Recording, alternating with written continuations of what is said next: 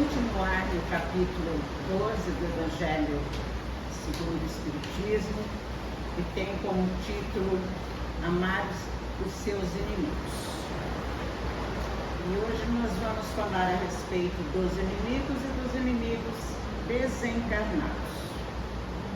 Os espíritos da codificação nos dizem que o nosso vocabulário é muito pequeno e muito pobre e não encontra as palavras corretas para definir o que Jesus pretendia nos dizer.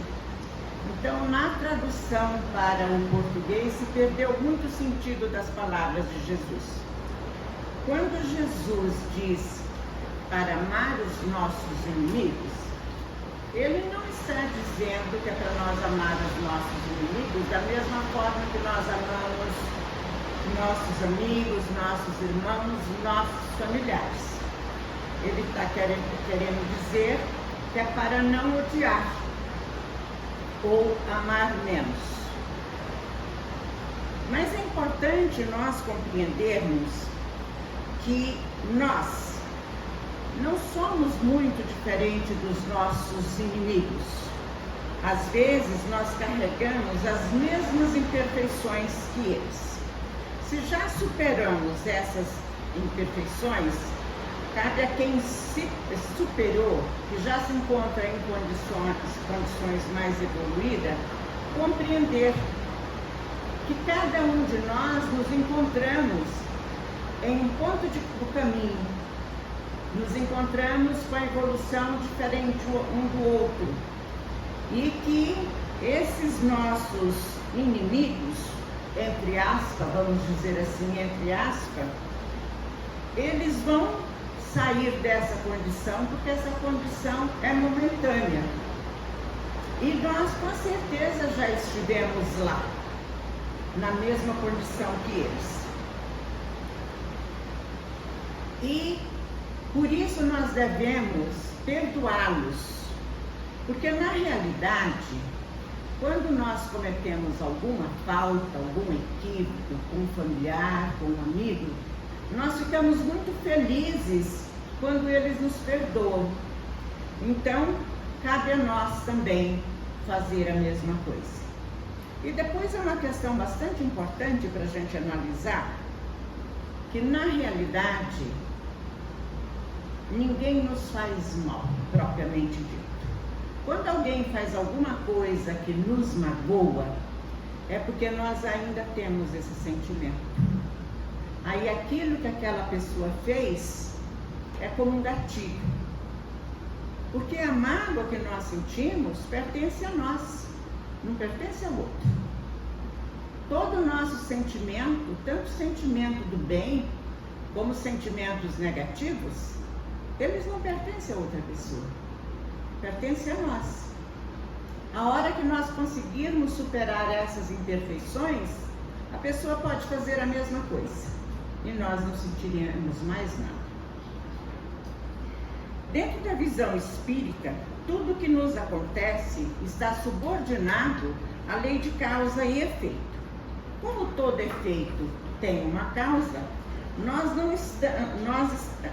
tem uma causa, nós estamos apenas realizando a nossa colheita.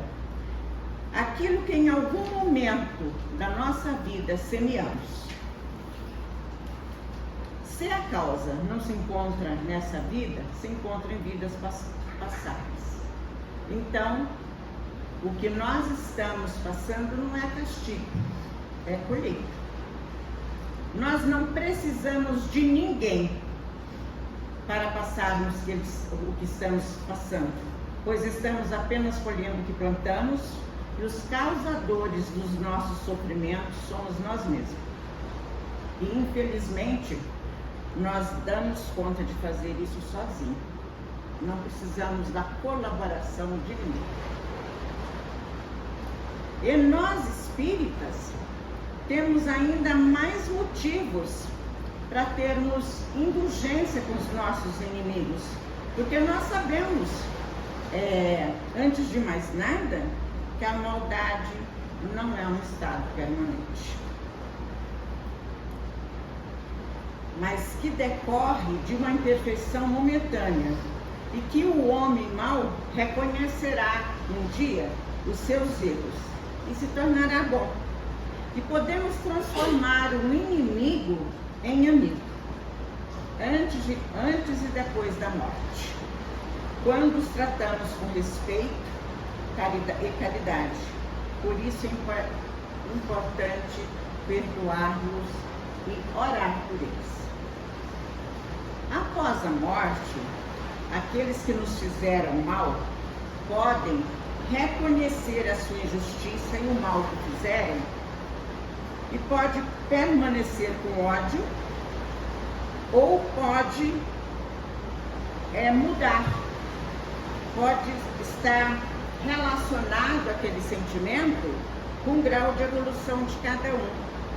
Mas depois desencarnado, sem o corpo, que às vezes de alguma forma nos restringe, parando para pensar, essa criatura pode se modificar, se arrepender e se melhorar. Disse Jesus: reconcilia-te com teu adversário enquanto está a caminho. Será que o que Jesus quis dizer com isso? Porque quando nós temos assim, não vamos dizer inimigo, que eu acho que nós já não nos encontramos mais num ponto do caminho que temos inimigos. Eu acho que nós temos algumas antipatias, né? Aquilo que a gente diz assim, o meu santo não bateu com ele, né? Mas inimigos propriamente dito, creio que não. Mas Jesus nos diz para reconciliar com os nossos adversários, porque enquanto estamos a caminho, isso quer dizer enquanto estamos encarnados, porque na realidade nós temos a falsa ilusão de que quando um desafeto morre, nós nos livramos dele. Mas na realidade não é nada disso, muito pelo contrário. Aí vai depender, claro, da condição evolutiva dessa pessoa, porque para eles nós somos visíveis e para nós eles se tornam invisíveis. E se for realmente um espírito perverso, eles realmente pode nos perseguir.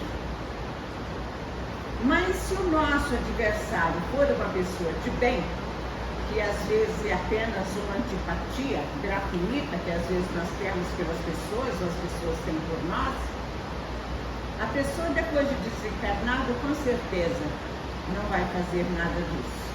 Agora, as criaturas perversas realmente podem se tornar nossos obsessores. E aí fica muito mais difícil enfrentá-los do que enfrentar alguém encarnado. Mas na realidade, essas criaturas não são os nossos piores inimigos. Os nossos piores inimigos, nossos piores adversários, são os nossos pensamentos e sentimentos. Pois são eles que atraem as boas ou as más influências.